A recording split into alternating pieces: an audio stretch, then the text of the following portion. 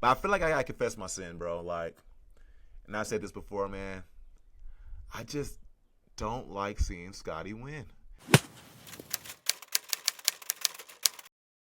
All right, Nate. $13 million purse for the LPGA on the KPMG major. And majority of that money is going to Haeran Ryu.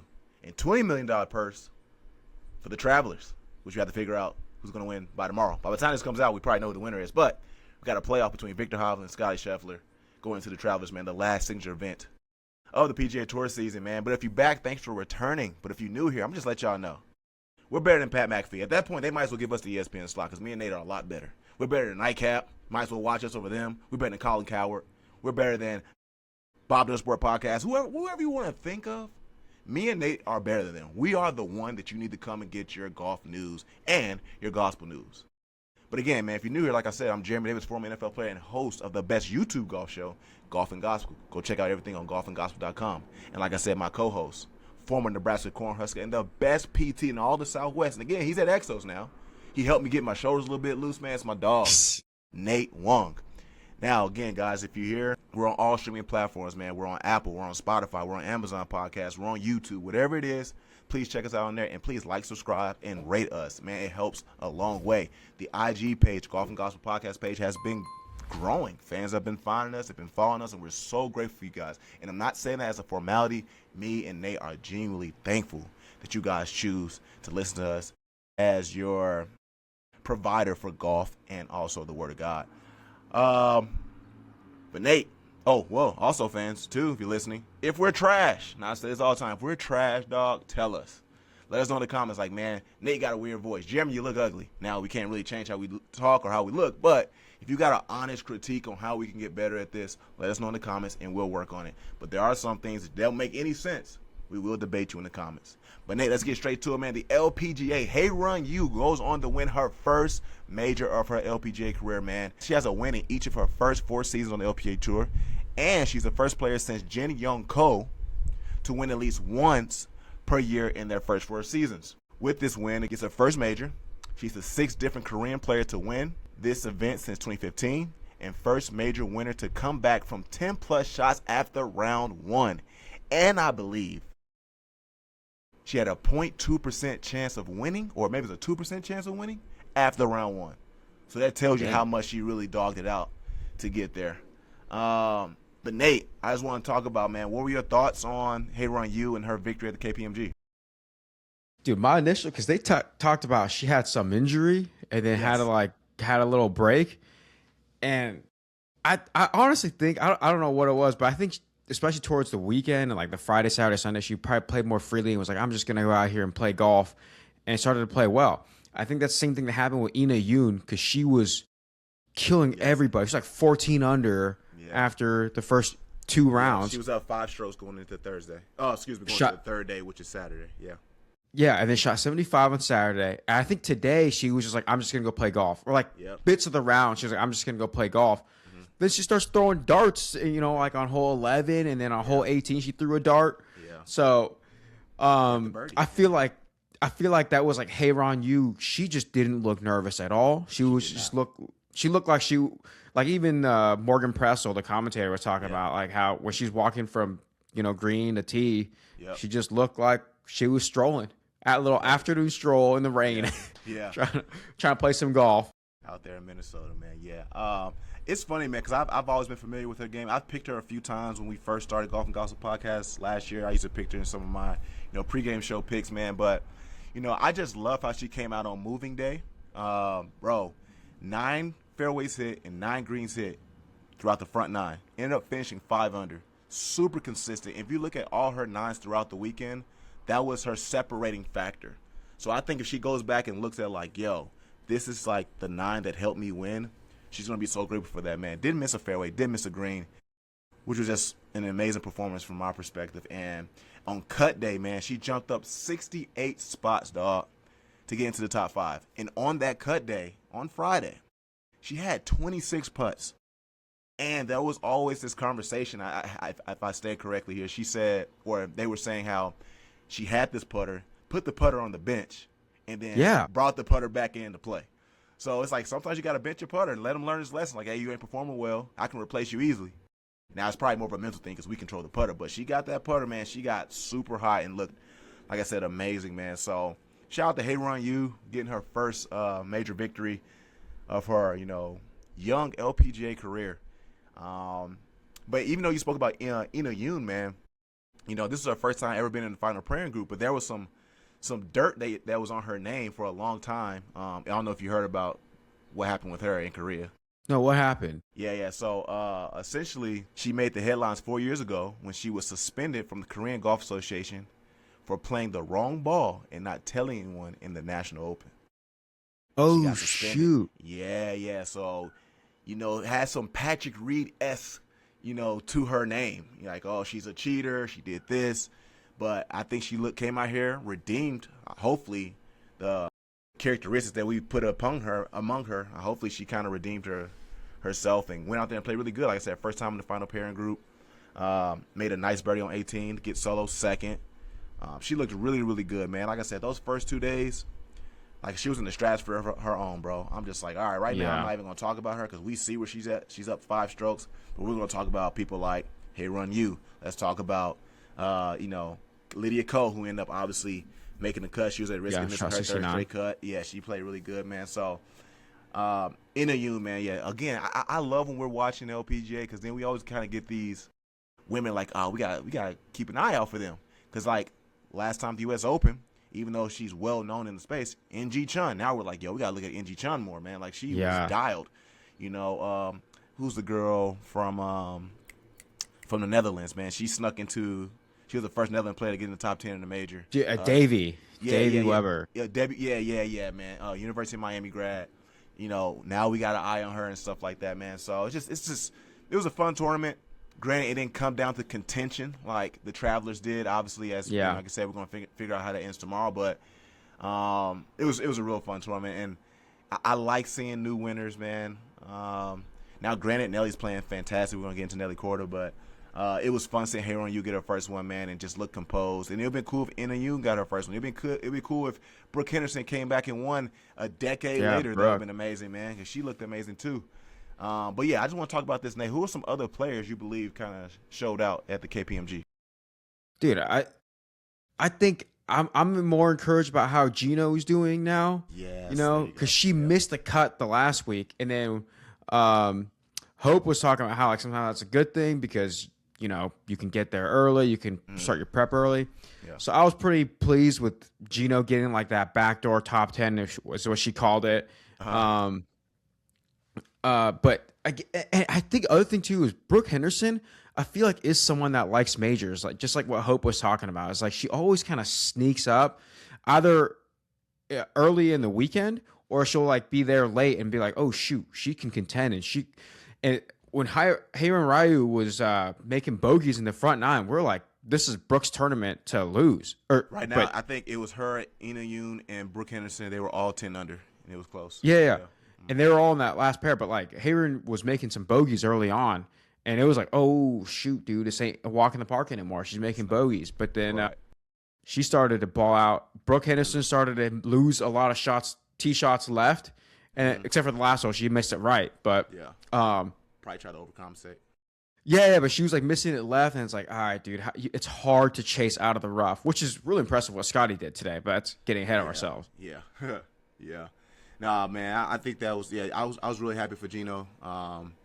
Definitely progressing the right way. Missed the Chevron, made the cut at the U.S. Open, but it was T28. Then comes over here and gets a top 10. And the fortunate thing for the LPGA, they got 2 more majors as opposed to the PGA. They got 1 more major, so she has 2 more opportunities to get this thing. The Evian, which she's definitely going to have vengeance for because Grace Kim won it but took it from her. And then obviously got the AIG Women's Open. So Jeeno is definitely a good person to pick. Like I said, did we Wimber? I think they kept pronouncing it Davy on the thing. So yeah, man, no disrespect to her if I'm pronouncing her name wrong, but man, again, first person from the Netherlands getting the top 10, took the lead out after making a great eagle, man. So I don't know if the pressure got to her post-game interview. She kind of said like she always kind of lacked believing in herself. She said even a little bit out here today she did, but she had like a glimpse of belief. But I think obviously there's something mental she needs to work so she can overcome those hurdles. Because obviously her game can play with the best of them. Like, you just got top 10. She was well, paired top with 5. Nelly, I think. Yeah. Yeah, you just got top 5 in a LPGA major. So hopefully that starts to translate into the rest of her, LPGA season and majors and stuff like that. But like, I do want to give a shout out to Lydia Ko, man, because again, was at jeopardy of missing her 3rd straight major cut. She's a Hall of Famer, and Thursday looked horrible, bro. Shot 78, and it's like, man, she gonna be able to climb. And then the weather was real crazy, so it's like, man, how's she gonna play in this weather? And Friday, she played like a Hall of Famer, dog. She played like a Hall of Famer. Came back, shot 69, and I believe she finished in the top 15. So Yeah, she was she still finished well. Yeah. Yeah, I can't remember but she shot 69 twice. Yeah. Yeah, she was out here still trying to win. She wasn't like, okay, I'm making the cut as a moral victory. She's like, man, I'm trying to get this career Grand Slam. Now, unfortunately, she's already won the AIG and the Evian, so she won't be able to accomplish that from here on out, but she have to wait till next year. But again, just for winning in general, I think this is confident for her game. So I was really happy for Lydia Ko. And Gaby Lopez, I'm gonna continue to shout her out. Her major finishes this year: T12 at the Chevron, T2 at the U.S. Open, another T12. Playing really, really good golf.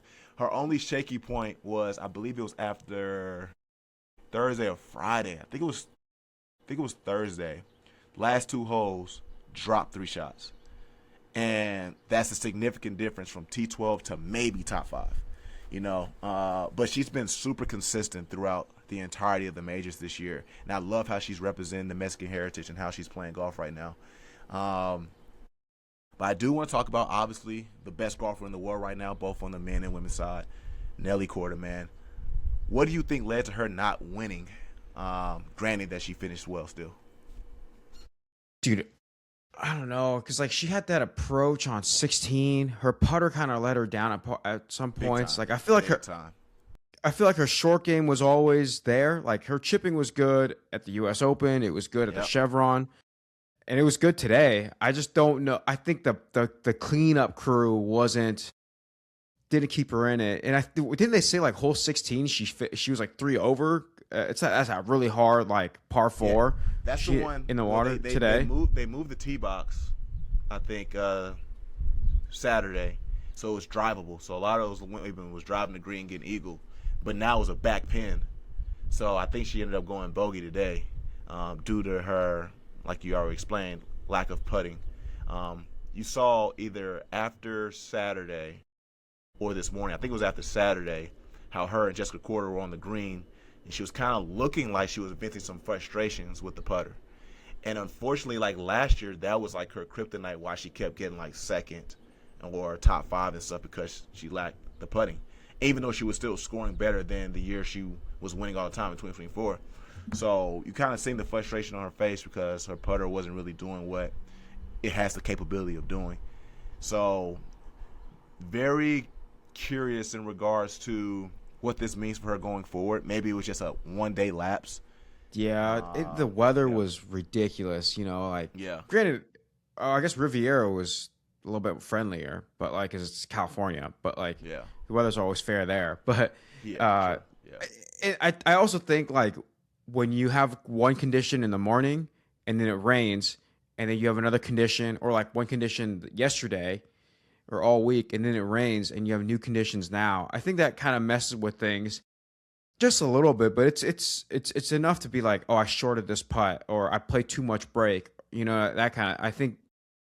I think especially with someone where putting isn't the strongest part of their game. We saw like, I don't know, Viktor Hovland was making putts after the rain delay, but with Nelly, it was just, I think it was not used to the changes, The conditions, because obviously the greens get softer and stuff like that, and it's not as quick as obviously dry conditions. So hopefully she can adapt to that.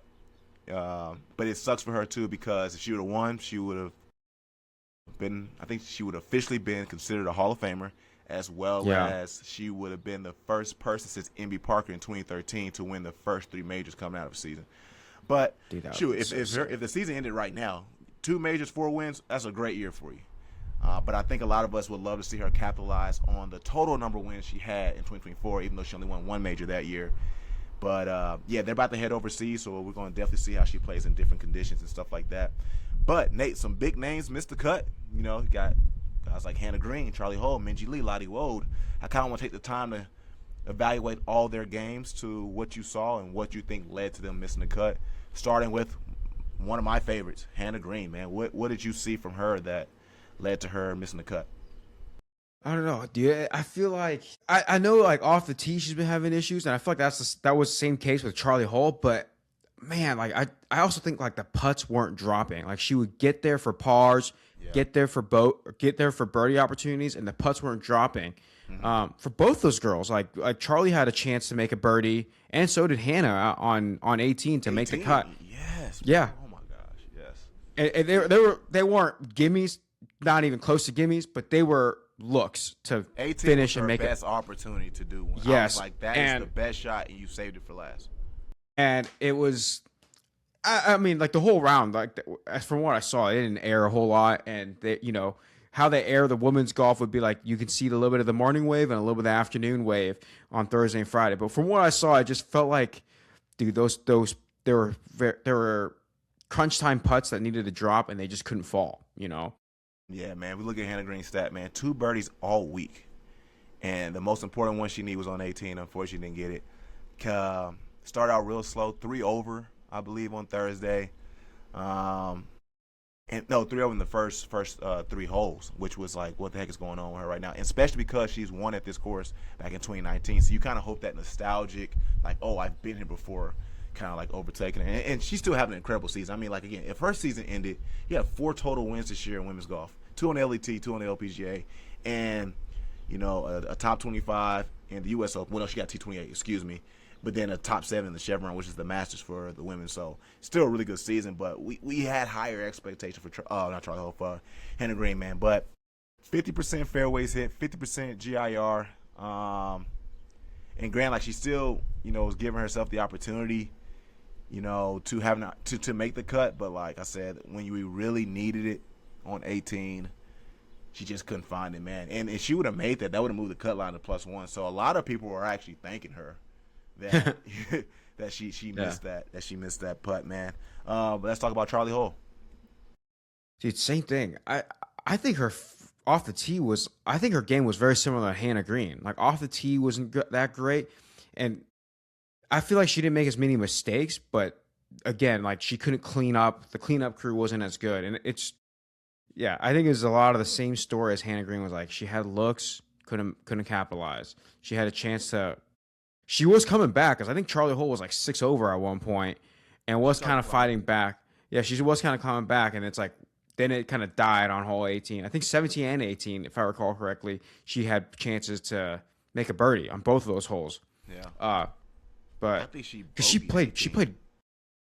Or maybe, was it really? Did she really? I can't remember. I'm not sure. I thought she did because the issue I saw with her was her wedge play, and not from like a GR standpoint, but proximity. Like she was not, like around the greens? On approach shots. Yeah, like she was not landing close to the pin. And that's not to say that every pin was attackable, but like there is a conservative side that a lot of ladies were hitting, and like she will have the worst shot of the conservative side. So then she had these long lag putts she had to make. And some she did save for par, but she never really gave herself birdie opportunities because the proximity wasn't there. Her approach you don't want to have a lag putt after having a wedge in your hand, though. Especially if you're that good. Like, but she was typically is. Yeah, and she was like, I remember she didn't play well day one, and she was fighting back, and it was like at one point it was like, oh, okay, she's gonna make the cut. I remember you texted me like, oh, she's gonna move the cut line and such and such. But I thought Hannah was gonna move the cut line because Charley was 2 over, and if Hannah would have made that, the cut line would move the +1, which would have got Hannah the +1, and then Charley would have been out. Dude, she shot 73. So she made a double on hole 5, and she made a bogey on 17, and then a par on 18. 17, so I switched it. Okay, yeah. Yeah. Because I remember I kept saying she has to be aggressive on 18, and then her approach shot was not good. So I was like, that's the thing with Charley Hull is like if she gets like in contention or like in the cut line, she'll like fall out of it. So she went like birdie, double, birdie, and then she made another birdie on 15, the par 5, and then was like, oh shoot, I'm in the cut line, bogey, bogey, bogey par. and again, I might get some slack for this, bro, but that's why I keep saying, like, Charley is not in the same realm as Nelly. Like, stop trying to force this rivalry, bro. Like, it's not a rivalry. It's not close. Granted, Charley is a phenomenal player. But, again, trying to mention her name in the same realm as Nelly is like we're forcing a narrative because Charlie's a popular player, but it's like they're not the same, bro. They're not the same at all. At all. Charley is not the same as Nelly, but I think that's in the same sense that, like, if you're the number 1 golfer in the world versus the number 10 golfer in the world, there's a big gap. But then if you're the number 10 golfer in the world and the 20th golfer in the world, that gap is smaller. And that's why I feel like Charley is up there, but she's not. But the gap between her and Nelly is far. It's like Brian Scalabrine always be like, the gap between me and LeBron is so far. Yeah. But I'm closer to LeBron than you are to me or whatever. You know, I feel like that's like the same thing with. I feel like Charley is closer to Nelly than we think, but she's not close to Nelly. I don't. I don't. And again, man, because it's just like. I will say this weekend kind of was like, come on, dude. But see, she didn't help. She didn't help her case, but again, we had this recency bias because when she did the U.S. Open, like, there's a real rivalry between the two, and it's like, no, it's not. And again, I know I've kind of probably put the spotlight on myself that I'm like the Brando Chambly to live to Charley Hull, but it's just like, bro, I'm just watching the tape, and again, I'm not taking away from how good she is at golf because she's a phenomenal golfer, like so many top 10, top 5s in majors. But man, when we started trying to put her in the same stratosphere as Nelly, I'm just like, what are we really talking about right now? Because, like, honestly, no one's really up there. Like, even like when we were talking about when people saying, like, oh, is there a real rivalry between Bryson and Rory? I said, not really. Not really. Because Bryson is not competing at all or in the same stratosphere as Rory. And, like, just when they're in the same field and stuff like consistently, yeah. Yeah, not at all, man. So, next person I want to talk about is Minjee Lee. Dude, I didn't see a lot of Minjee Lee. They did show a lot, yeah. I don't know, like, because she was the number 2 putter on tour, and she, when I did see her, was not making putts, you know? And I remember I saw her, like, I have, like, a putt on, like, 16 or something like that, and I, like, tell a patient, I'm like, all right, if she makes this, then you don't have to do, like, bike sprints, and then it's like, sure enough, my patients are puking on the bike, so. Yeah, that's funny. My thing just went off real quick, my notes. Yeah, with Minjee Lee, man, the issue that I saw statistically and when they were showing the few glimpses of her is driving and putting. She was 6 of 14 fairways hits, and she had 33 putts. And it sucks because she has not really been that good in majors this year, especially as the former Annika Major Award winner from last year. It's like we expect her to be a bigger threat. And it's crazy because starting off the season, she looked good. She started off with a T3 and she started off with a T5. And then I think after she had to withdraw from the JM Eagle because of an illness, she has not really looked the same at all. So they get this break. So there's no tournament this weekend. They're about to head over to play the Evian. So they got a quick major right away. Hopefully she can figure out some things in her game to kind of put her back in that contention because she's a name and a very talented golfer. But, man, she has not really been looking the same this year as she did last year. Like I said, again, as an Annika Major Award winner. Last person I got for us to talk about, is Lottie Wold. I don't know what happened to Lottie Wold, but she didn't do well. I picked her too, so I had a lot of belief in Lottie because she won last week. No, she got in the playoff and lost, but she played well. And that's the week right. Before she won the ShopRite, right? Yeah, she won the ShopRite. Lost to Myers. Yeah, but I don't know what happened to her game, but I feel like nothing was going. And I wonder if it was like just too long of like she played too deep on Sunday that it's like, all right, this is a quick turnaround. Where were they? Last week. Michigan, so it wasn't that far of a travel. Oh shoot, it wasn't even that far. Yeah. But still, it's still a quick turnaround because she played deep into Sunday. You know, for sure. But I mean, some people can do it. Like, remember Hannah Green went to a playoff with the JM Eagle, won, went to Chevron, T7. So yeah, and Nelly did it all 2 years ago. You know, quick turnaround and freaking won everything. So yeah, but right now we see Nelly. She skips every tournament before a major. That's her routine right now. Mm-hmm. But the issue with Lottie, man, was putter. Look at Thursday, man. She hit 16 greens on Thursday, finished even. So 34 putts. So If we do the math, That's 16 times crazy. 2 is 32. The 2 greens she didn't hit, got up and down, 1 putt, whatever. But I think she had 2 birdies, 2 bogeys. But, like, her putter was just cold, bro. Like, you hit 16 greens, we have high expectations for birdies. And 66 putts total. 2 days, that's 33 putts a day. Yeah. But yeah, I mean, if she putted 34 putts on Thursday and said 66. 32. Yeah, 32 bro. on Friday. Yeah. Friday, her issue was she just wasn't really hitting much green, so it was a lot of She had scrambling. only converted 2 or 4 sand saves. But yeah, scrambling. 10 out of 14 fairways is pretty good. Like, That's I solid. think Tour average 11. Yeah. Fairways were not the issue. It was she just Yeah. wasn't hitting greens the second day and just couldn't putt. So, yeah, man, it was just super concerning. Like I said, these names that missed are probably some of the, they're all like I think in the top 10 and or at least I'm gonna say top 12 in CME and Rolex. So these are some talented names. So they'll be able to recover and get back, man. But it definitely was a surprise because a lot of people at the top of the leaderboard was names if you're like an avid LPGA watcher, you probably weren't sure who a Haeran Ryu was or Davey Weber. That's or my like first Davey time Weber. hearing- Like, who was that? First time hearing about her. And it makes sense because I said it was the first time a person from the Netherlands got into the top 10. So, yeah, man. But some other big names that missed. We're not going to digest all of them, man. But Jen Kupcho, Lynn Grant, both the Juchanagar sisters, Lauren Coughlin, Rio Takeda. Man, I guess KPMG. I guess Hazeltine just played really tough. The Ryder Cup's going to be there in 2029. So you got a preview of what that's going to look like. But like I said, the LPGA, they get a week off. They got to travel over to another major, which is the Evian. And hopefully next week when we break it down, we'll have our third member of the Big Three, Emma Talley, to help us break that down.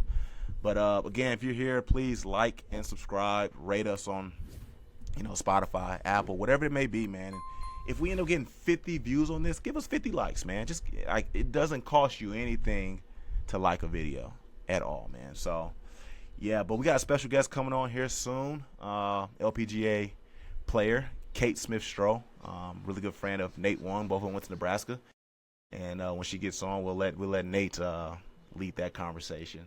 Oh, yo, there we go. Hey guys, What's up, man? dude, the legend, the real pride of Nebraska Cornhusker golf. Not Nate, yes, dude, not Aaron. Kate Smith Stroh, dog. Yes, thank you for taking the time to come on here. yeah, thank you for having me. Yeah, I always joke and say we're the best but most underrated golf podcast out there, man. So, Kay, I do want to ask you this quick question before we start off. First off, like I introduced her earlier, guys, she's on the LPGA, also plays on the Epson Tour, dog of a golf in Nebraska. I think we all Big Ten. Well, you won Big Ten, right, as an individual? Yeah, my last year it was pretty cool. Yeah, that is awesome, man. I just want to know, how bad can you beat Nate in your prime, which would be right now? dude. Man, we gotta have the match. There we go. I would love He to. was he was our trainer for a semester, so I built. worked in the weight room. Yeah, we were working on it together. So good to be here. Yeah, you would have been good in spite of me, not because of me. So, that's funny. But no, yeah. Nate, I'll let you lead it off, man, because obviously the Cornhusker connection there. Dude, first off, how have you been, Kate? You've been killing it on Epson, on the LPGA. How many Nebraska girls golfers have actually made it to the That's a LPGA? good question. I think I'm the only one that I know of. I think you're I'm the not only one sure. too. Yeah, I think you're the only one too. Morgan and Maddie were on Epson. We've had a few Epson, and yeah, just trying to kind of build the tradition out. I hope more girls follow. The facilities are great there now, and so the more the merrier. Let's bring more Huskers out. I think we actually had a girl from Arizona who went to Valley Christian commit to Nebraska, and I remember what was her name? Ailish. I can't remember her last name, but she was like a dog, and everybody's like, "Why the heck she picked Nebraska?"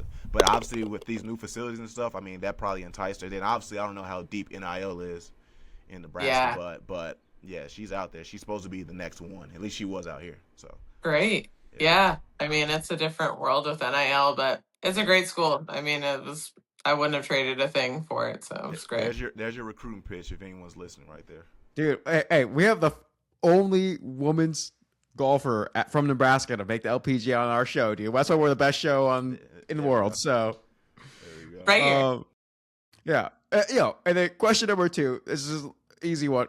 You're from Minnesota, right? Yes, correct. Yeah, I grew you up were there. born in Hartford, though, right?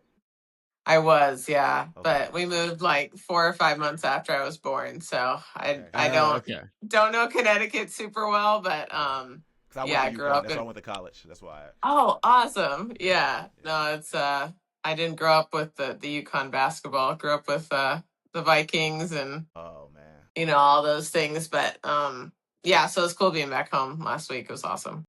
That's awesome. Yeah. That's So cool. Yeah. how was Hazeltine? It looked like there was a lot of water, and how were the conditions? Yeah.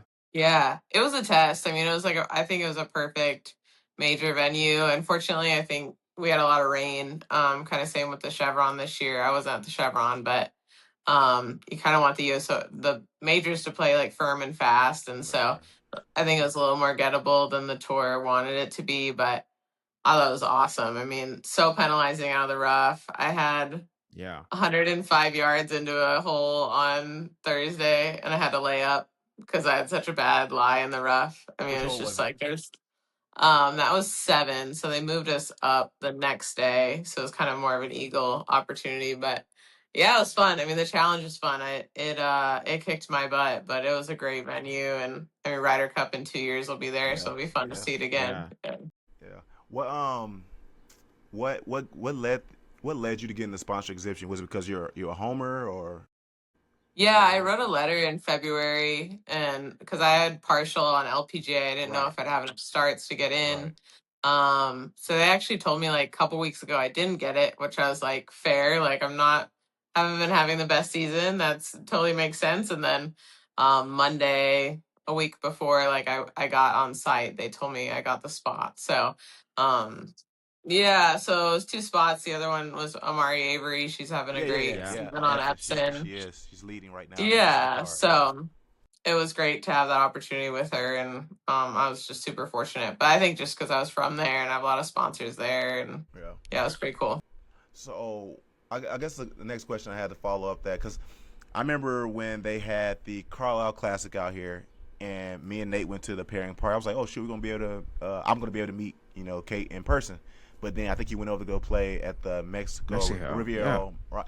So my question is, how do you stay ready to like figure out like, damn, I'm on the Epson this week, or I'm on the LPGA, or like you kind of like on standby each week, like, all right, am I flying here or am I going here? Like, what's that like? Yeah, it's a lot of being on standby, doing Monday qualifiers. Mm, Early in the season, you want to hit all the Monday qualifiers, try to get starts. At this point, kind of LPGA goes to Europe. yeah. So, which are also already small fields. So I'm kind of at a point where I'll focus on Epson the rest of the year because it's Yeah. really about my status in 2027. For But sure. it's tough because no matter what, like you feel like you make the wrong choice because you're like, well, what if, as golfers, Yeah. you're like, maybe I could have won that, that qualifier. Maybe I could have, Yeah. won that Epson event, because I have to have a lot of belief in yourself. So Of Yeah. course. it's just kind of making the best decision with like the resources you have and trying to commit fully to wherever you are that week. Yeah, I like that you just said that. So my buddy Foley, he still played in the NFL. We went to UConn together. We were having this long discussion about like, man, a lot of times I know for me, I try to lean on the Lord's discernment. Like, man, where do you want me to go, right or left? And sometimes I feel like we don't get that clear discernment. Like, but Lord, I really want you to tell me which way to go. And he said, man, if you don't feel as if you're getting a clear answer whether to go right or left, it's like, man, well, Lord, help me choose well. So like when you said that, like, man, like, dang, did I make the right decision to go, start on the LPGA, or should I just do it on the Epson? It just makes me think what we talked about, like, man, Lord, I don't know which one you want me to do, but help me to choose well, and I'm going to choose to go to Epson from here on out. Now, granted, I know you said you're going to play Epson for the rest of the season and stuff, but I just thought that was super timely when he said that, and just kind of you talking about, like, trying to make a decision between the two. I just think I, myself, personally need to ask the Lord to help me choose well, as opposed to, like, if I don't hear your discernment, like, I guess I'll just do this, or I'll just kind of, like, hold back because I don't want to make a decision based off my own will. But yeah, that just triggered that thought for me when you said that. Yeah. And it is comforting, like being a believer. I think like knowing you are in the right place and that like the path, you're on is the right one, even though a lot of times it does not feel like, like, Yeah. really, am I supposed to be here? Am I supposed to be 5 over through 6 in the first round of a major. Like, I don't know, God, this feels not what I wanted, but it's like it's his will. So, Yeah. yeah, you gotta definitely have a lot of faith in what's happening. Yeah, it's one thing I used to tell my one boy. He coaches. He's back at Clemson now, and he was trying to make this decision. Like, man, should I continue to play football or go coach? Because he had an opportunity to go play in the CFL, and he was like, man, I'm just not hearing from the Lord. And this is before I got this discernment from my boy Foley to ask me to choose well. But I said, bro, a lot of times when the Lord doesn't give you a clear answer, I think He says, like, if you go right or left, I'm going to be with you regardless. So you have the free will to choose. Yeah. Which I said, like, for me, I gotta get better at that, man, because I'm just like, I'm trying to avoid the trials, dog. I'm just trying to, like, hey, do I putt this or do I flop that shot this, man? Yeah. Flop it, dude. That's the answer. Nah, don't listen to Nate, because Nate flops everything when it's not necessary. And then when he doesn't succeed, he gets mad. I'm just like, why'd you flop against the grain on a press line, dog? So I'm just like, Nate, that's your fault. That was not wise at all. Yeah, but obviously you just alluded to you're not having the best golf season. I know you got a couple top 10s on Epson. What do you feel that is unfortunately contributing to not having your best season right now, and what are you looking to fix to hopefully project you into more better finishes? Yeah, I think I have struggled with the partial status. I think I'm a little bit I get in certain weeks and I'm probably not ready, like mentally or physically. Like maybe I'm a little more tired. So just like that clarity, trying to make the right choice. But been working a lot on some swing changes since December. And so yeah, I had some really great starts on Epson early in the year. And I think I've just noticed that it's a little bit harder to trust some of these new, like the ball flight's different, the swing's different in really high pressure situations. So I think just getting more reps in competition and kind of trusting that plan and all the work, I think I just need to keep at it for a couple more months. And it's one of those like, might get worse before it gets better sort of situation. Right. So That's the truth of it. I mean, yeah, and Yeah. that's kind of I knew making the changes that like it was kind of based off of my rookie year on LPGA last year. Like I had enough good finishes. Like I was 118 on points, 100 keeps their card, but I didn't feel like my golf game was good enough to compete out there like to win. And so going into this year, I want to make changes where when I'm back, like I'm not just someone struggling to make the cut every week. Like I yeah. wanted to be great out there, and so yeah, we're just kind of in the trenches going through it. Yeah. Cool. Well, I like that the Lord's about to put you in a position where like you can't pick, like you have to stay on Epson. And I know y'all about to go through a string. You're about to be in the Midwest. We got the 4-Win Invitational in Indiana. Then you got the Greater Toledo Classic in Ohio. And then you got Hartford Healthcare, where you were born, to try and get a couple of victories and stuff like that. How do you manage the mental stuff? Do you work with a psychologist? What are some certain practices that you use to kind of keep yourself, at least what I could use from at least from a biblical standpoint, content, not complacent, but what do you use to try to keep you content throughout the golf season? Yeah, I work with a psychologist. I started working with a new one. I worked with a few, and he's a Christian, and so that's kind of nice. I think having someone that's kind of aligned in my beliefs, and then I've started meditating again. That was something I found in college that was helpful, and I kind of pushed it aside for a while. Won the Big Ten, man.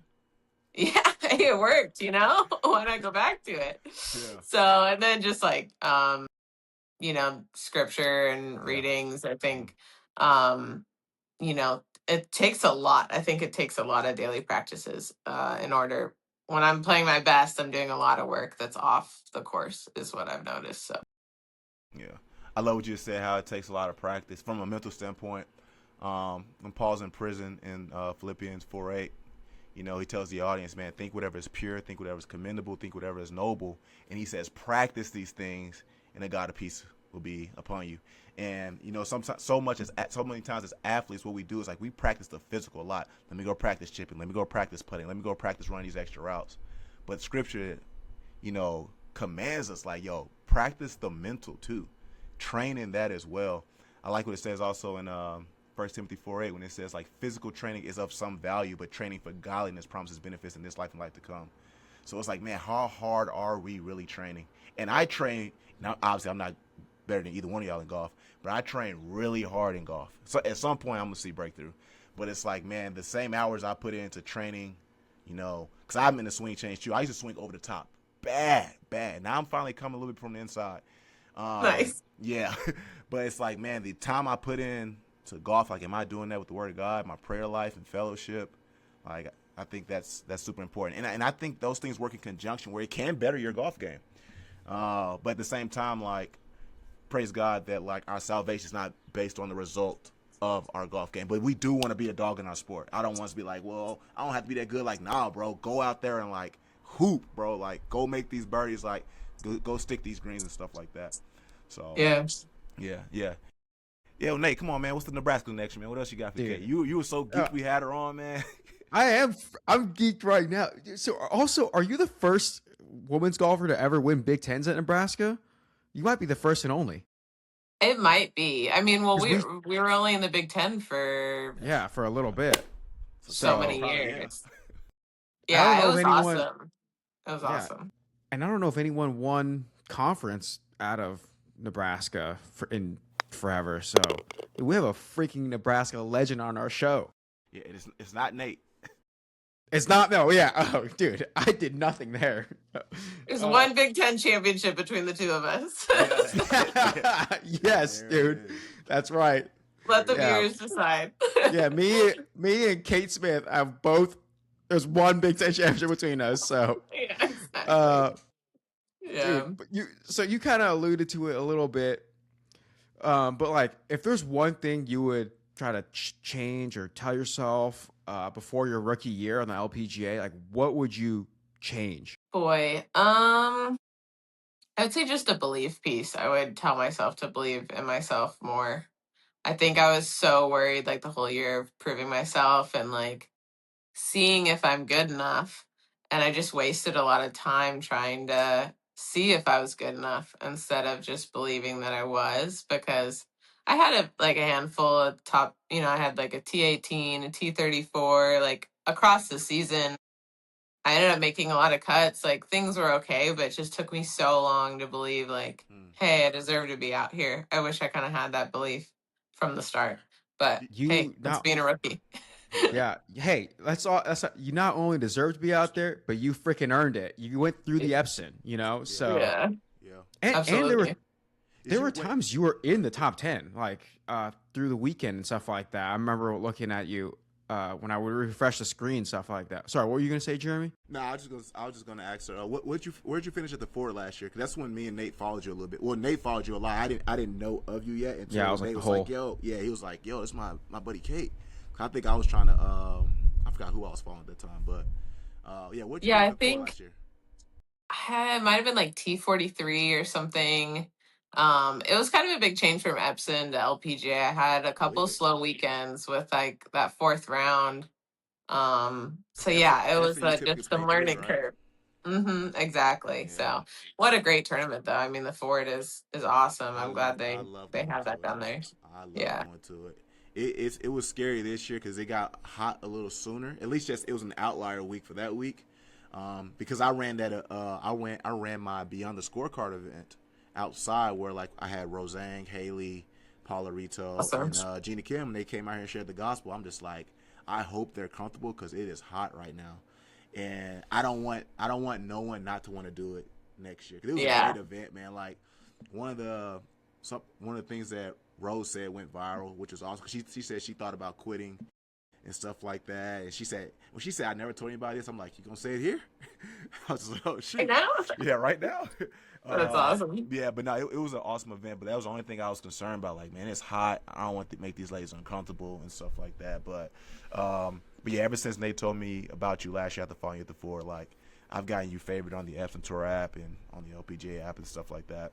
Well, thanks, guys. Yeah, absolutely. I guess Nate kind of asked this question, but I guess outside the mental part, from a physical standpoint, what do you think the most important thing is needed when graduating from the Epson to the LPGA? And I guess were you in the top 15 and graduated, or did you go through qualifying school. I thought I saw qualifying I school. went to Q school. Yeah. Yeah, Yep. yeah, that's what I saw. So Okay, got my but you card weren't that on way. Epson though. But you were on Epson though. Hmm. Yeah. So yeah, Yeah. what do you Yeah. think? For What do you, 3 years. yeah. So what do you think the thing is like going on to your rookie? Like, man, they hit it far. Like you might want to get more swing speed, or like, man, like I think in all facets of golf, like putting is important. But like, what's like the one thing if someone's like, man, I'm about to be a rookie on a tour, like this is the thing you want to make sure you work on. Now, granted, everything is probably fit to a specific person, but I guess Mhm. from a general standpoint, what do you think that could be? Yeah, I think the biggest difference would just it's not really like the distance or the speed, but Mm-hmm. overall like taking care of your physicality. I That think fourth day, yeah. yeah, I think Epson, like we're getting in the gym when it's convenient. I Mm-hmm. think as I would just say a general like, oh, like we're in the gym, but it's not really like I learned on LPGA that like you're getting in the gym before every round, like you're doing PT after every round. I mean, like I did things because I was like, oh, this probably is what I should do. But then you look around and you're like, okay, like all the star players are in the gym with their trainer before every round. It's like that's Mm-hmm. just what they're doing. It's like, okay, we don't always have those resources on Epson, but For like sure, yeah. you can go and do band work before your round. Like I think the activation of like getting your body ready, like there's not really an excuse for that. Like that's something we should be doing, and then taking care of your body after the round too, and just making sure that you're ready for the next day, because I think the travel on LPGA is a lot more intensive. So For sure. it just takes a bigger toll, and you're playing more rounds, and Yeah. so just like all the lifting and all those things mostly I always thought it was for speed and for distance, but I think really injury prevention and just Mm-hmm. like longevity is really important out there. That makes sense. Because I think at least this year, I don't know if it's like this when you were on Epson. I think they have a PT that now travels with Epson. I think so. Yeah. That's a bit, but at the same time, I think everyone's fighting for a slot now with so many girls on Epson, with Yeah. one PT and stuff like that. Now, with that, do you have your own person that kind of travels with you, or what does that look like? Yeah, I haven't had a personal trainer travel with Mm-hmm. me. I actually work with Eric. I don't know if you worked with him, Nate, at Nebraska, but Eric that was our Johnson? yeah, he still helps me Yeah. out. So Oh, no way. yeah.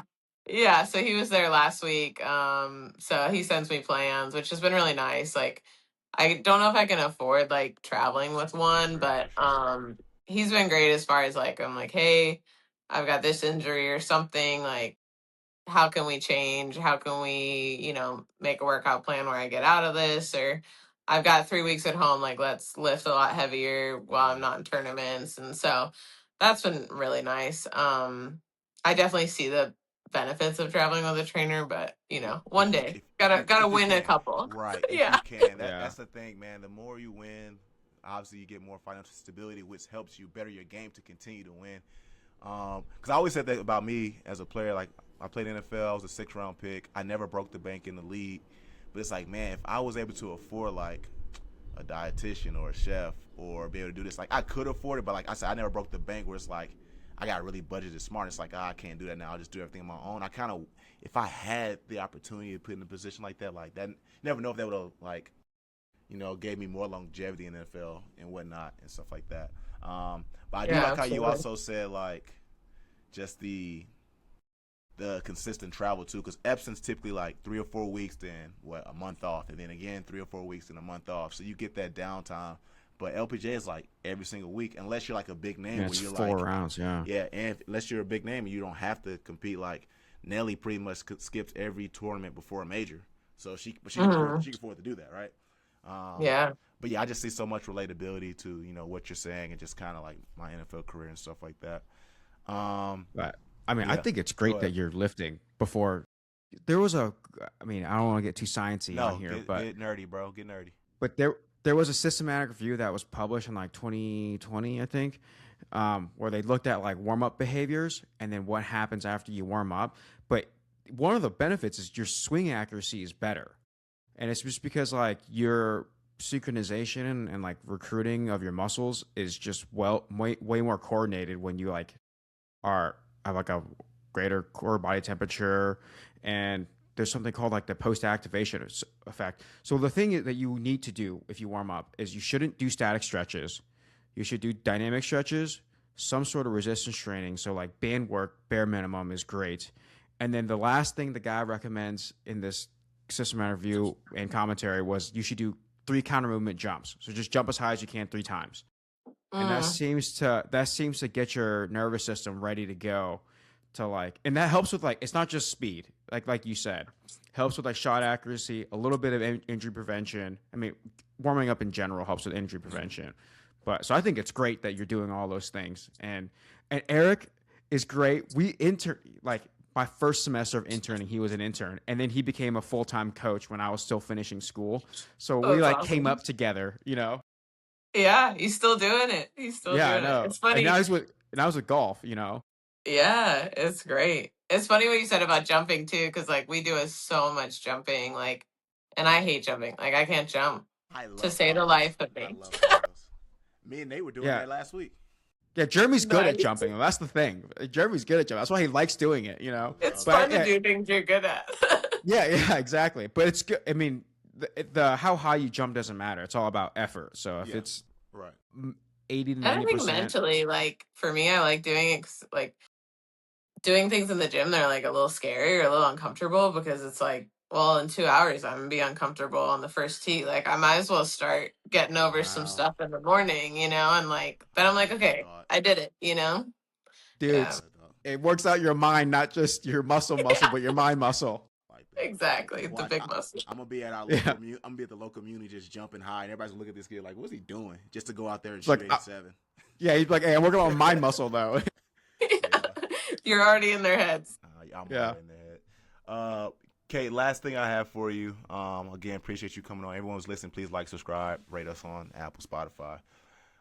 Is how does your faith work in conjunction with, you know, your golf game? Yeah, I think he's walking side by side with me on the fairways every day. I think I'm so grateful I have golf as like a career because I think it gives me a lot of like time for reflection and kind of time with the Lord.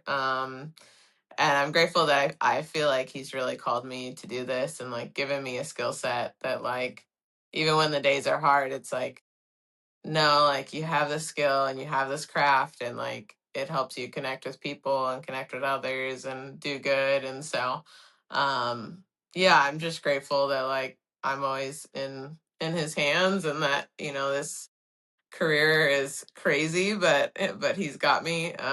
So it's been great. Like I think it's so much closely related to golf and like the trials and the ups and downs. Even though it's like small compared to other people's hardships, but it's just like my way of seeing like his will being done all the time. And not for me, but for other girls. It's like, man, that's amazing seeing like girls play poorly for years and then all of a sudden get their card and win and you're like, wow, things do pay off, you know? Like it's my way of seeing that, and then it really makes you believe like in the good in the world and things turn out okay, you know? So I mean, I think about, you know, my good friend. She's been on this podcast. She's done Golf and Gospel Show. Jeeno Kim, man, back and forth. Epson, LPGA losing her card. She talked about how a lot of, like, sponsors dropped her, didn't believe in her. Just won the Dow Championship. And it took a while. Cool. It took a while. So, like, man, we just never know. I know Paula Rito didn't, like, struggle per se, but it took her a long time to get her first victory as well. And she did the Beyond the Scorecard event. So there are a lot of fruits like that can happen. We just got to continue to sow. And hopefully at some point the Lord allowed to cultivate. And I know a lot of times we want to see it in our occupation. We want to see it in golf. We want to see it in football. We want to see it as a PT. And I pray that those are the fruits. But at the end of the day, man, if his will is fulfilled and it's a winless career, then, like, we can be happy that we fulfilled the Lord's will. But that's not to say don't try and win. Like, go out there and try to win. Like, if I remember watching you and you go like, whatever, I shank, it's cool. I'm like, no, man, go recover, dog. Like, get up and down, make this putt so you can make it to the weekend and win your first tournament. So, but no, Kate, man, we just again appreciate you taking the time to come on here. Like I said, we got you favored on the Epson Tour app. I gotta talk to my wife. I might try to come out to the Oregon event because Nice. it's on the West Coast. And like I enjoy doing stuff with the staff. I love doing stuff with Isaiah Hunter and They're the Charlie and best, them. yeah. I love doing stuff with them. They always let me come there and record and just kind of shadow them throughout the week because I love golf media, but I love women's media. I love talking women's golf. So if I do end up going out there, obviously I'll hit you up and just stop by, say what's up, and be watching you and stuff like that. But again, like we're praying for you throughout the rest of this season, and we genuinely mean that. We don't say that as a formality, like let's just be nice that we're praying for. Like it will be written down in my prayer notes in my phone, and we pray we see victory on the golf course. Yeah. Thank you guys. Thanks for having me. I really appreciate it. Hey, we're really proud of you. Okay, and also you're not just what you do on the course, but off the course. You've always been that sweet girl from Minnesota. So, and my brother says hi, by the way. Okay, sounds good. But we're proud of you, Kate. Keep killing it. But most importantly, go Big Red. So GBR, dude, let's go. All right, we'll see. All right, we'll talk soon. Guys. Yep. Bye. Thanks. Again, guys, Kate Smith Stroh, LPGA Epson Tour Pro, amazing young lady, man. Please be praying for her and root for her throughout the rest of her golf season this year. But, man, we want to move over to the PGA. Now, obviously, the Travelers are going to end up going into a playoff. I'm saying tomorrow as we're currently recording. By the time this possibly comes out, we'll probably have a winner. But, Nate, man, just watching the Travelers for what we got to see, obviously we were heavy into the LPGA because it was a major. Like, what do you see going on here, man? Obviously, we got Viktor Hovland, who had – the skill set to be a number one after 2023, but went on and tinkered and everything. But is playing some really good golf at the Travelers. He was very sporadic today. Bogey, birdie, birdie, par, bogey, like all over to the rain place. Delay, birdie, dude. Let's go. Rain delay, I don't know if he got something mentally right, and he locked in. And he's going against obviously the Golden Boy, the face of the PGA Tour, who the PGA Tour and the Scottie stands want to win. Obviously, Scottie Scheffler. But what are you just kind of seeing through what we saw in golf today? Well, first off, the rain delay was nice because then right when that ended, the LPGA Tour was over, so that was cool. Yeah, so we got so we could see the how it unfolded today. Granted, it's gonna really end tomorrow, right? But I think people know Viktor is by far my favorite player on tour, right? And I could not have wished more for Scottie's downfall. When he hit that drivable par 4, he almost hits in the water. Like, how did it not go in the water? And then he chips it over the green. I'm like, well, that's why I didn't go in the water, because he's gonna get a bogey right here. And he saves par. And then he saves par in 18. And I was like, I don't know why God would care about a stupid golf tournament, but I was praying to God, like, God, out of all my prayers, could you just answer this one prayer that Scottie will miss the putt on 18 so Viktor Hovland can win, or that Viktor Hovland will make the putt on 18? Yeah. But shoot, hey, Viktor has that dog in him, though. Like, he did not look nervous when he was over the putts on 16. Mm-hmm. Like, he did not look nervous over that birdie putt. Yeah. He made 3 birdies in a row coming back out of the rain delay, so he was balling. I feel bad if Scottie loses. I feel like I manifested that, and Scottie's a good guy. He doesn't deserve me wishing against him. Bro. And that's the thing, man. Yeah, no, continue. Go ahead. I was going to say, the environment was a lot like Ryder Cup. Like, they had the Norwegian guys doing the rows, and then they had USA chants. So it was cool that the crowd was super lively, even through the rain delay and everything like that. But you know what I respect too is I didn't see either Scottie nor Viktor complaining, because Rory would have kicked out anybody after that USA chant. He would have kicked him out. But I feel like I gotta confess my sin, bro. Like, and I said this before, man. I just don't like seeing Scottie win. And again, it's not because of Scottie. Like, great dude, best golfer in the planet after Nelly Korda. But bro, the fans, I'm just like, bro, I cannot stand the glaze, bro. It's just too much, bro. Like if he does lose, I'm like very curious to see what the excuses are gonna be. Oh, well, he was playing a C-plus game. He barely almost. It's like, man, why can't we just say Viktor beat him? Viktor beat him. You know what I'm saying? And now, Viktor, yes, dude. No, I'm about to say, if Scottie wins, I'm not going to be like mad or anything like that. But like, Scottie fans are like Cowboy fans, and it's like, man, we don't necessarily not like the Cowboys, but the fans make it worse, bro.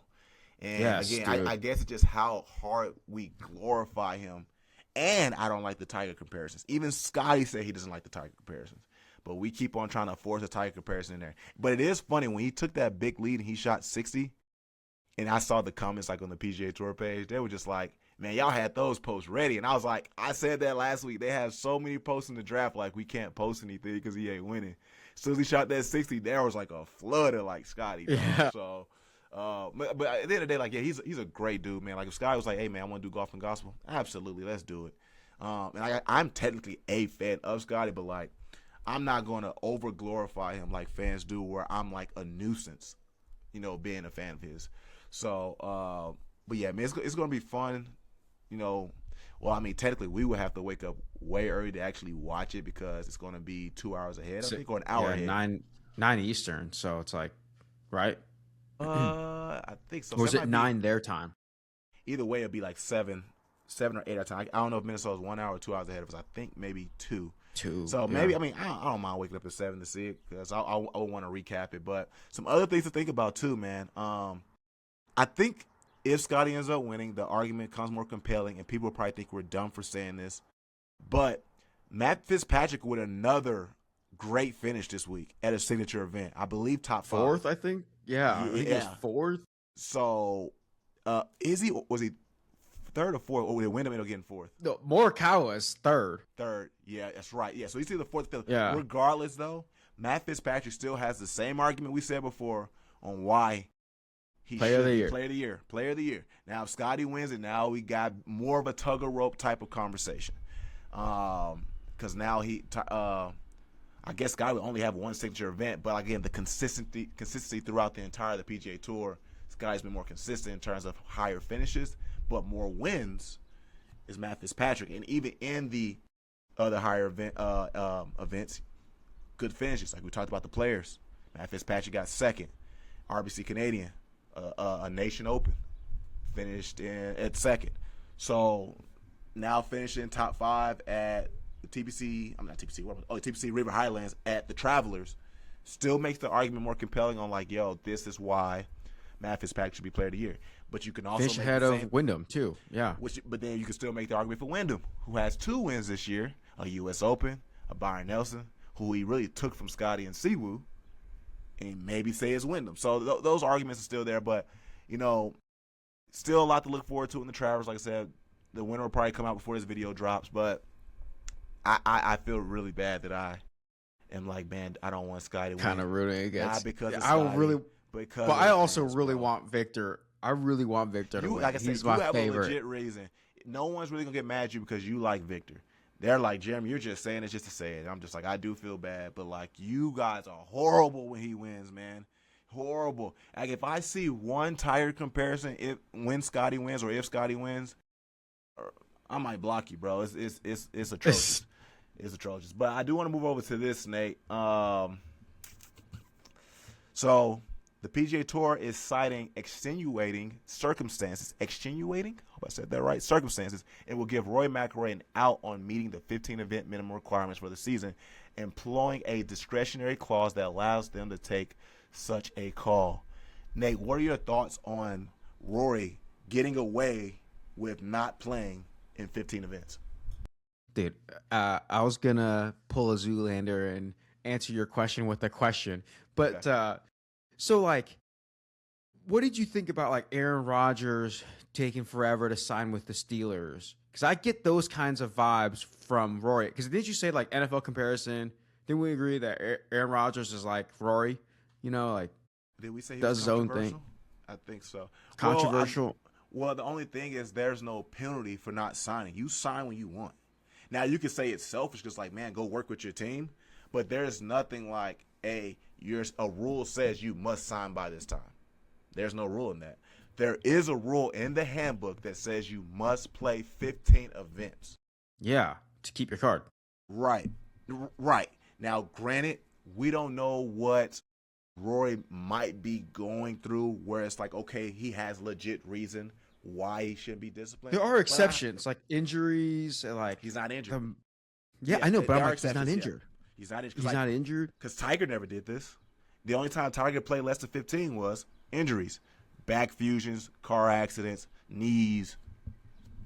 Ankles, yeah. Ankles, yeah. And that's the only time he was skipping, bro.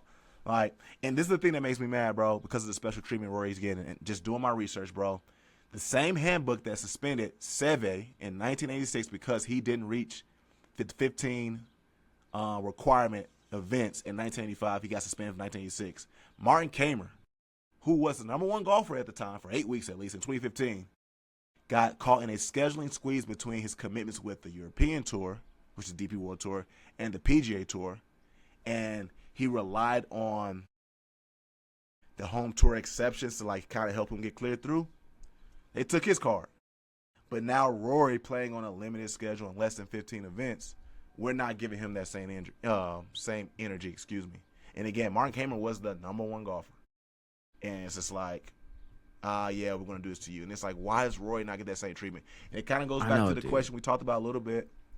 It's like, does the tour need Rory? Or does Rory need the tour? Now, granted, I don't think Rory needs the tour. However, I think there's a principle in place like, man, treat your players fair.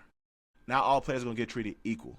Like I've said this before, I'm not going to get treated the same status as Keenan Allen. Not even close. However, if Keenan breaks a rule and I break a rule, there should be fair punishment across the board. But unfortunately, life doesn't work like that. I saw someone tweet this. They were like, man, if I'm speeding, I'm probably going to get a ticket and maybe go to jail. If you see the governor speeding, they'll probably let him off with a pass. It's unfair, but unfortunately, that's how life works. But I don't like it in this case, man, because now I don't know if they're like trying to make up for Rory being like the sacrificial lamb during the whole Live PGA debacle. And yeah, that's kind of what I'm thinking too. Yes. Like, Go ahead.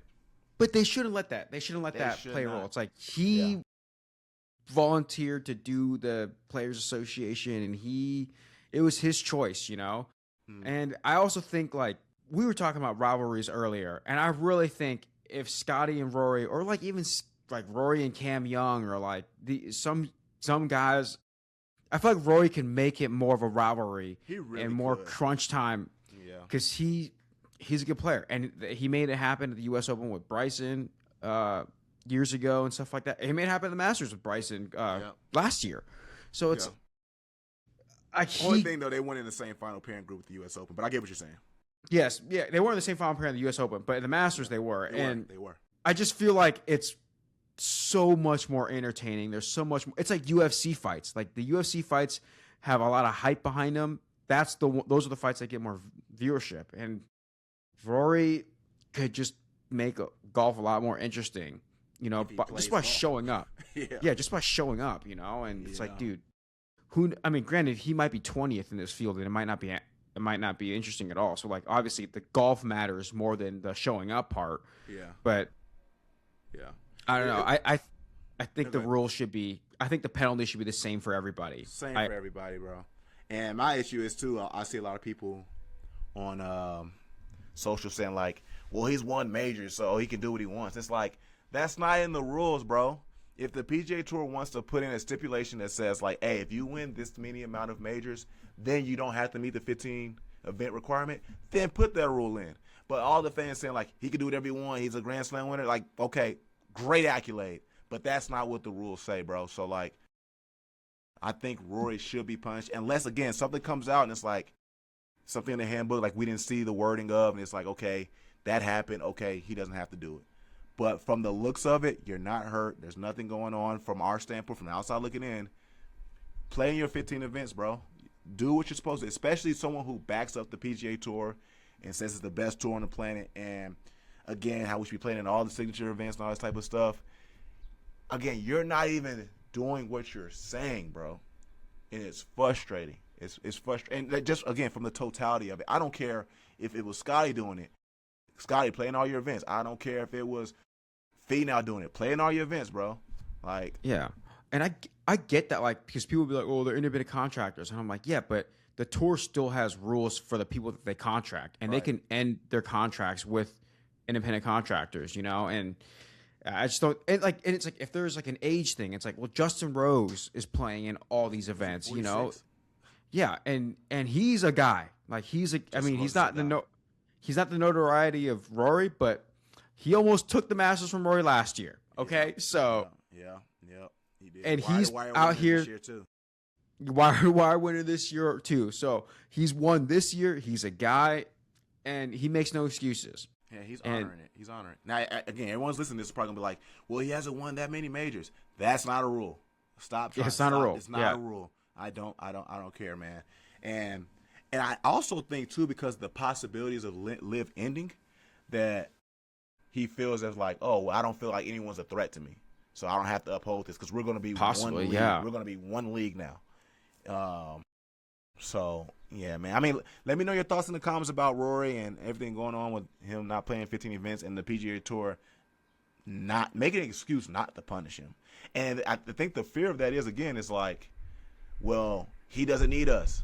We need him, honestly. Now, I know you kind of said we got some guys coming up, like Matt Fitzpatrick's been playing well, Cam Young.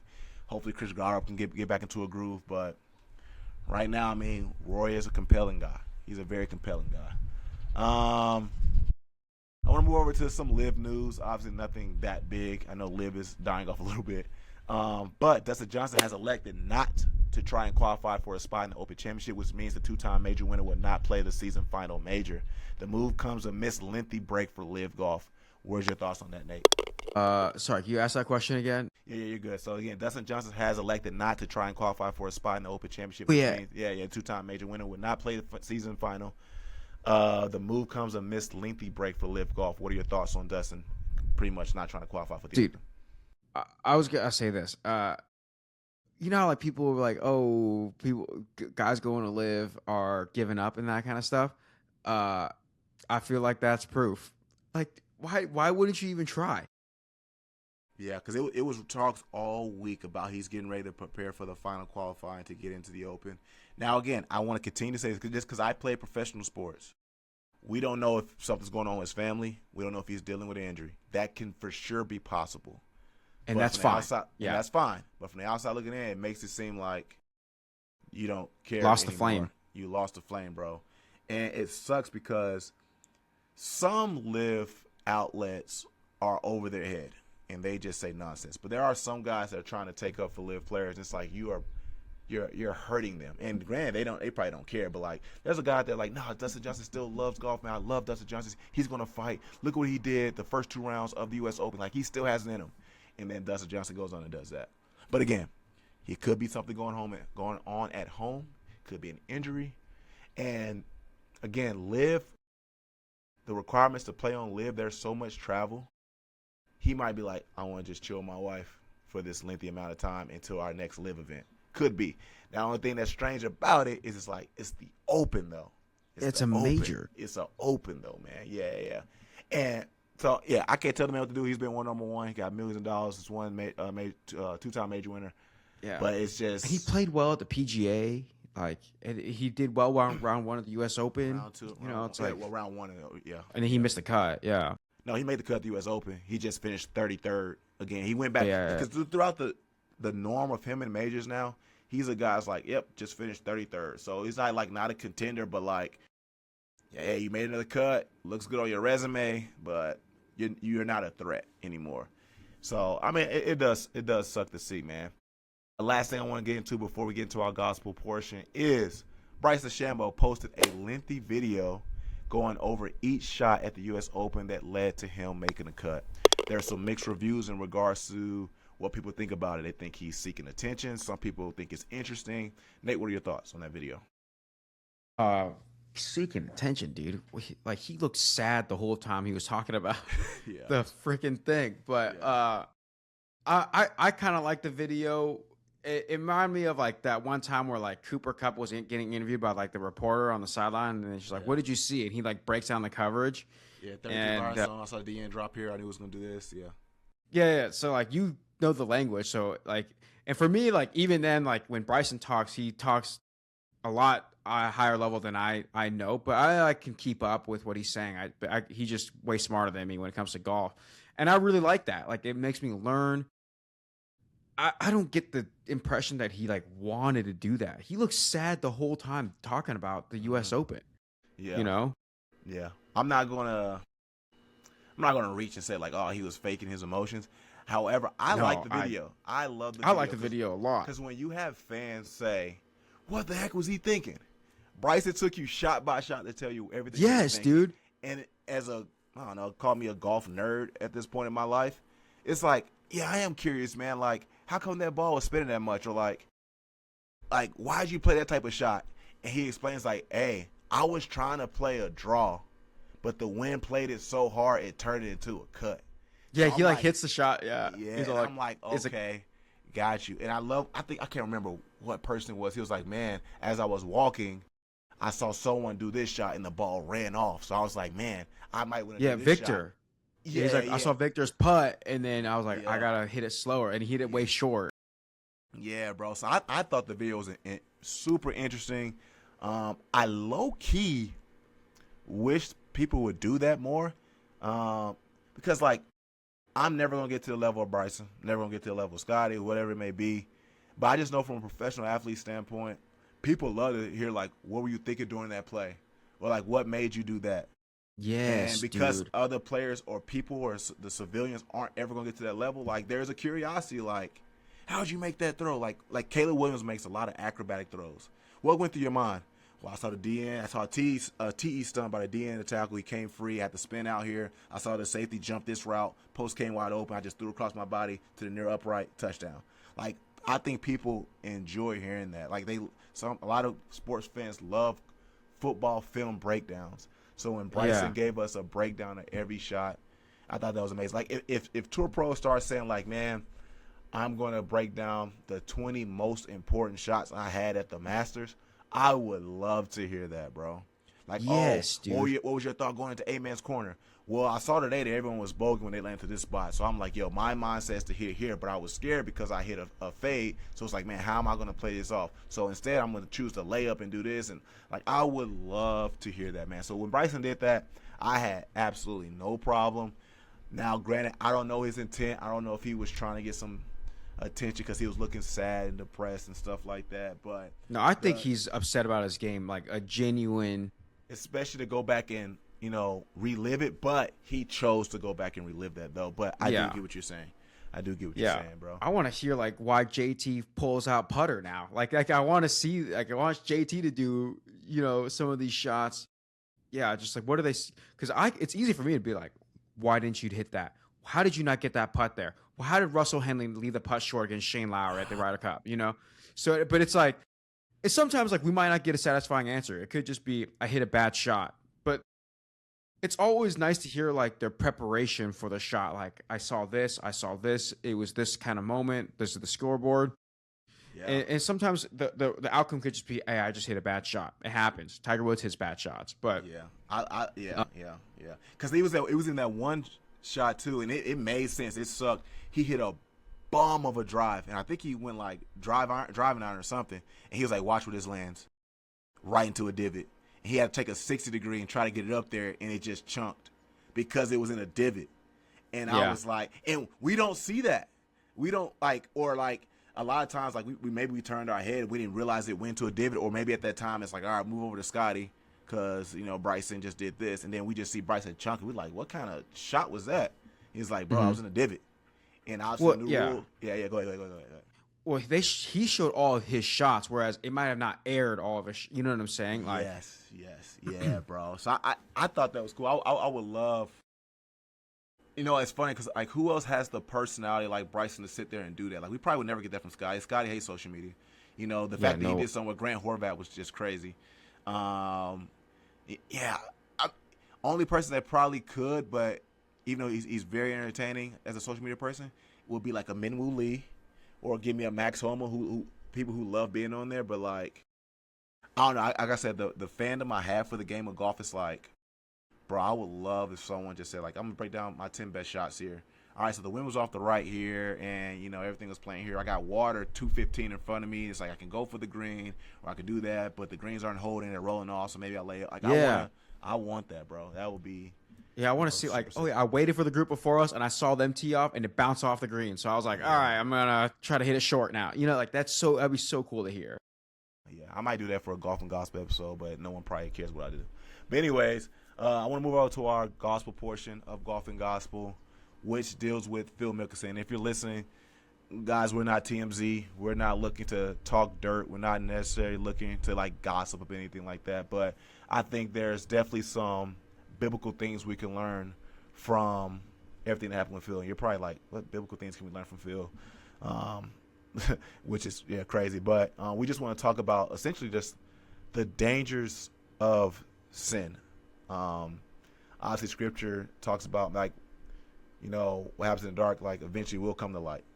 And I remember reading that article how, again, there are some people who are debating like, man, like, is this article really even accurate? Well, from the article I read, whatever your opinion is, the woman was like, man, I had to speak up on this because Phil got away with so much stuff and it like wasn't going to stop. And the fact that Phil got caught is like, I think, good for him.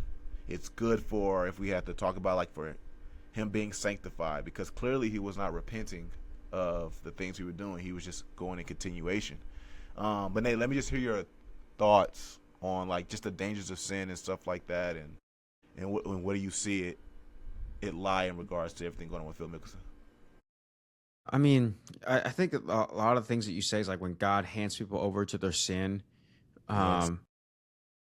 I think we've kind of gotten to that point, and God works on that timeline. You know what I'm saying? Where it's like, it's immediate to God because it's 20 years, but it took 20 years for it to happen, essentially. At least as, what the speculation is. I don't really want to add to it, but For sure. I think a lot of times, and I'm just going to say this as like a Christian and people who fall into like the big grace camp of like, oh, God's grace covers everything. God's grace is sufficient. Yep. So why don't I just keep on sinning? Issue. And I think one of the reasons you said, like, God will hand you over to your sin. The other thing too is like, we are ambassadors of Christ, and shout out to my buddy Jimmy Curley. He's a pastoral resident at our church. He did a sermon today, and I, how they say like sermon is like nourishment. I was nourished today, Jimmy. Just shout out to Jimmy. Yeah. So, but like one of the things, Jimmy. Yeah. So, but one of the things he was talking about, how I was like, we shouldn't just go on sinning. Like, it's one of the, somewhere Paul writes, like, should we keep on sinning? By no means. Yeah. And Jimmy says, like, our actions as Christians should be things that, like, lead people closer to Christ or lead us closer to Christ. Right. And he's like, I play rec league hockey, and, like, I could easily fall into the culture of, like, just start picking fights, start getting mad at people and stuff like that. But he's better person than I am. He's always like, but every time like something happens to him, he's always like, don't react, respond in a way that reflects Christ and draws people closer to God. And I'm like, that's such a great mentality. He's like, how is my response going to draw people closer to God? And yeah, that's me just trying to tie in our sermon today to our gospel portion. So yeah, no, I love it, man. I will say this in regards to Phil Mickelson that a lot of people probably will not like, but despite all the secrets and lewd acts that he did, God's grace still covers that sin, dog. It still covers 100%. That sin. Now, Phil has a responsibility, to be repentful of what he did. That does not mean, like we just said earlier, that Phil should be in continuation of that sin. Like Luke 8:17 says, man, what is in the dark is going to come to light. And it's come to light, unfortunately. And the Lord's going to restore Phil Mickelson. And again, if you're not a believer, you probably don't like that, but the Lord's going to restore Phil Mickelson. I'm not talking about his golf game. I'm talking about in regards to his soul. And again, Phil has a responsibility to repent from that. And I hope, and I said this before in previous episodes, if his covenant with his wife, if they're going to stay firm in that, Phil has to wake up every morning and choose his wife. Because let's be honest, for men, lust is probably one of the toughest battles for us. And what Nate said, like on a previous episode, is like, we got to pick up our cross daily and deny ourselves. Daily. We got to have the humility to do that. And unfortunately, sin is fun. It's not fruitful at all, but it's fun. So when we get caught up in it, we go down this rabbit hole, as we allude to Phil. And I've had times in my life, sin was fun. I went down a rabbit hole, and I got convicted bad. Now, I didn't do anything to regards to what Phil did or anything like that, and wasn't married at the time. But, man, him getting caught is good. And now he has the responsibility to be repentful and choose his wife every day. Or, I hope this doesn't happen. If they do get divorced, I hope that he still cares enough to be repentful for the sake of his soul, bro. Because a tree by its fruits. And we don't want him to continue to produce bad fruits. So, Phil, when you listen to this podcast, because I know you're going to listen to us, bro. You're probably trying to get your life right. You're like, man, what is something I can do that's golf and gospel related? Oh, there you go, golf and gospel. Oh, what a convenience. Yeah, there you go. Man, I hope he repents from that, man. And if you're listening, put aside, Phil the golfer, the gambler, the cheat, and pray for him. Pray for him.